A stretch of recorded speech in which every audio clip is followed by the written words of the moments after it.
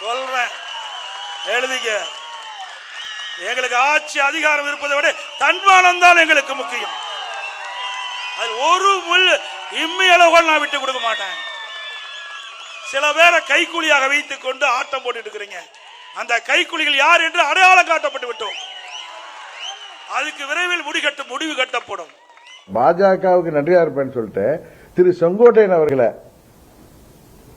மறைமுகமாக குற்றம் சாட்டுகின்ற விதமாக சில கைக்கூலிகள் செயல்படுகிறார்கள் சொல்றாரு. யாரு இப்ப செங்கோட்டையன் யாரோட கைக்கூலின்னு சொல்றாரு?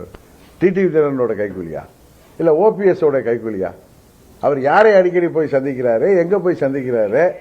கரெக்டா? அதாவது பழனிசாமி முன்னுக்கு பின் முரணாக பேசுவது, அவர் தோல்வி பயத்தில் உளர்வது தெரிகிறது. உறுதியாக இந்த தேர்தலில் பழனிசாமி தோற்கடிக்கப்படுவார். அதில் கூட்டணியில் உள்ளவர்கள் தான் யோசிக்கணும். ஏன்னா தமிழ்நாட்டு மக்கள் உறுதியாக பழனிசாமியை புறங்கு தள்ளுவார்கள். இதுதான் உண்மை. இன்னொன்று, எந்த காரணத்தை கொண்டு துரோகத்தை ஏற்றுக்கொண்டு நாங்கள் அவர்களுக்கு ஆதரவாக நாங்கள் எப்படி அந்த கூட்டணியில் இருக்க முடியும்? இப்ப ரங்கசாமி என்ன இருப்பார 18 சட்டமன்ற உறுப்பினர் ஒருவர், உங்களுக்கு எல்லாம் தெரியும். அவர் என்ன காரணத்துக்காக வெளியேறினார், எதனாலும் இன்னும் தெரியும். இன்னைக்கு எவ்வளவு ஸ்ட்ராங்கா அவர் தன்னுடைய அரசியல் பயணத்தை தொடங்குகிறார் என்பது தெரியும். அதனால பழனிசாமி போன்றவர்கள் பிதற்றுவதெல்லாம் பெருசா எடுத்துட்டு கேட்க வேணாம்.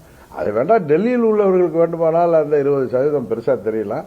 அந்த 20% இந்த முறை 10% கீழே குறைய போகிறது என்பதுதான் உண்மை. இரட்டைலை வைத்துக் கொண்டு, பணபலத்தை வைத்துக் கொண்டு அவர் இன்றைக்கு 21 தேர்தலிலே அந்த அளவுக்கு அவரால் பெற முடிந்தது. இந்த தேர்தலில் அதுவும் முடியாது என்பதுதான் உண்மை.